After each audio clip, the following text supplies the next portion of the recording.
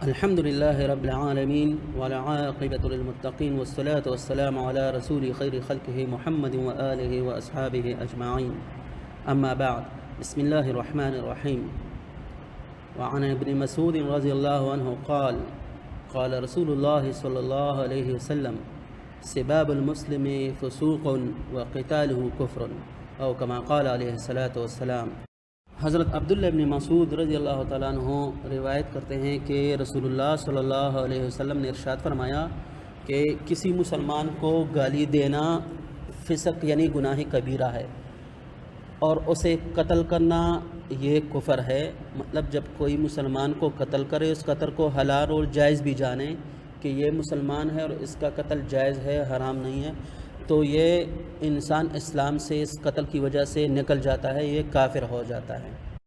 لیکن اگر وہ اسے جائز نہیں سمجھتا، مطلب وہ یہ نظریہ رکھتا ہے کہ اسلام میں تو یہ جائز نہیں ہے، لیکن اپنے غصہ کی وجہ سے یا انتقام کی وجہ سے وہ قتل کرے، تو یہ گناہ کبیرہ ہے اور بہت بڑا جرم ہے، اگرچہ اس سے کافر نہیں ہوگا. آج کی حدیث میں ہم یہ پڑھیں گے کہ کسی انسان کو گالی دینا یہ گناہ کبیرہ ہے. اسے برے القابات سے پکارنا، برے نام سے پکارنا، جو اسے برا لگے کسی دوسرے مسلمان کو، اس برے نام کی وجہ سے اس کی دل آزاری کرنا، یہ سب گناہ کبیرہ ہے. گالی کی اجازت بالکل بھی شریعت نہیں دیتی، خواہ وہ کوئی بھی کسی دوسرے کو گالی دے. اللہ نہ کرے وہ والدین اپنی اولاد کو دے، یا بڑا بھائی اپنے چھوٹے بھائی یا چھوٹی بہن کو دے، یا بڑی بہن اپنے چھوٹوں کو وہ گالی دے، یا جو بھی ہو، ساس بہو ہو یا جو بھی رشتہ ہو، آپس میں گالی دینا یہ بالکل بھی جائز نہیں ہے، یہ حرام ہے. اس وجہ سے مسلم شریف کی حدیث ہے اور ترمذی شریف میں بھی یہ حدیث موجود ہے. نبی کریم صلی اللہ علیہ وسلم ارشاد فرماتے ہیں کہ المستبان ما قالا فعل البادئ منہما، کہ گالم گلوچ کرنے والے دو شخص جو ہوتے ہیں، جو کچھ بھی وہ گالی دیتے ہیں، گالی بکتے ہیں، تو اس کا گناہ اسی پر ہوتا ہے جس نے ابتدا کی ہو. مطلب جس نے ابتداءً گالی دی ہو تو لازمی بات ہے پھر دوسرا شخص جو ہے وہ بھی انتقاماً اس کو گالی دیں گے، تو جس نے ابتدا کی ہو گناہ اسی پر ہوگا. تو اس کے بعد اگر یہ دوسرا شخص چپ ہو جائے اور وہ اچھے اخلاق سے کام لے، وہ گالی نہ دے، تو اس پر تو کوئی بھی گناہ نہیں.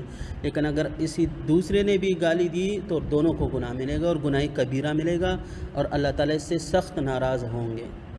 اس وجہ سے کوشش کرنی چاہیے کہ جب بھی آپس میں کوئی اسی طرح بات آ جائے اور غصہ آ جائے دو شخصوں کے درمیان یا دو خواتین کے درمیان جو بھی ہوں، تو کبھی بھی گالی نہیں دینی چاہیے. یہ اللہ تعالیٰ کو سخت یہ بات ناپسند ہے. اور سورہ حجرات میں بھی اللہ تعالیٰ ارشاد فرماتے ہیں بئس الاسم الفسوق بعد الایمان، کہ مسلمان ہوتے ہوئے بھی کسی دوسرے کو برے القابات سے پکارنا، برے ناموں سے پکارنا، یہ اللہ تعالیٰ کو بالکل بھی پسند نہیں ہے. اور یہ کلمات، یہ باتیں، یہ بالکل بھی اللہ تعالیٰ پسند نہیں فرماتے کہ آپ مسلمان ہوتے ہوئے بھی کسی دوسرے کو برے القابات سے پکارتے ہیں، کسی دوسرے کو آپ گالی دیتے ہیں، یہ بالکل بھی اللہ تعالیٰ پسند نہیں فرماتے. بخاری شریف کی حدیث ہے، نبی کریم صلی اللہ علیہ وسلم فرماتے ہیں کہ بڑے بڑے گناہوں میں سے ایک بڑا گناہ یہ بھی ہے کہ ایک آدمی اپنے والدین پر لعنت کرے. بڑے گناہوں میں سے ایک گناہ یہ بھی ہے کہ ایک شخص اپنے والدین پر لعنت کرے.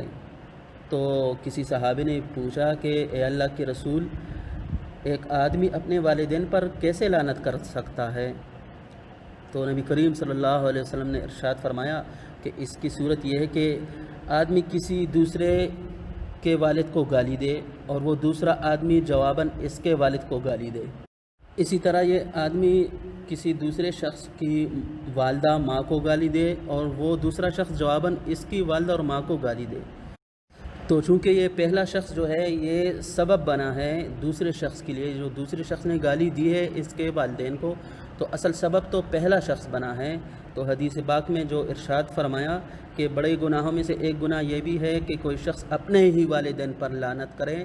مطلب اس نے تو اپنے والدین کو گالی نہیں دی، لعنت نہیں کی، لیکن سبب یہ بنا ہے کہ اس نے دوسرے دوسرے مسلمان کے والدین کو گالی دی، تو اس نے اس کے والدین کو گالی دی.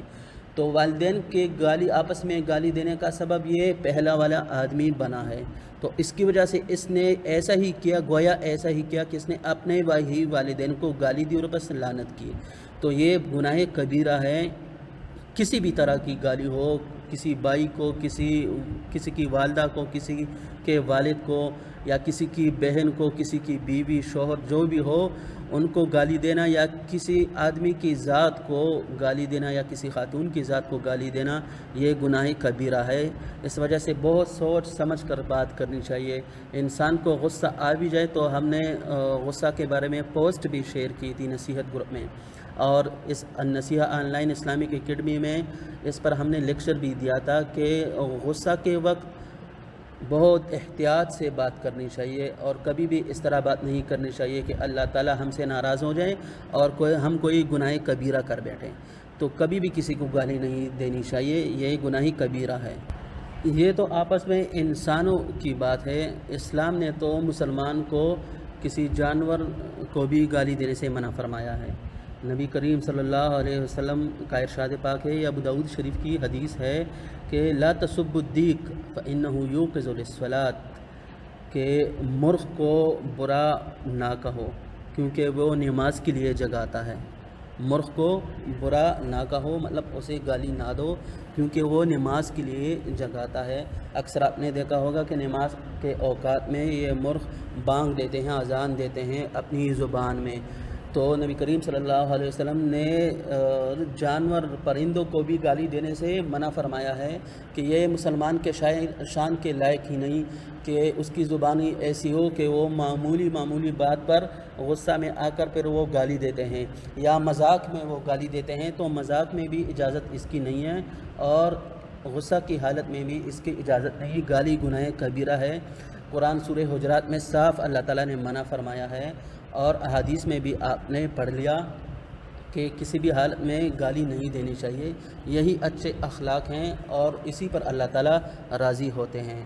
اللہ تعالیٰ ہمیں اس پر عمل کی توفیق نصیب فرمائے۔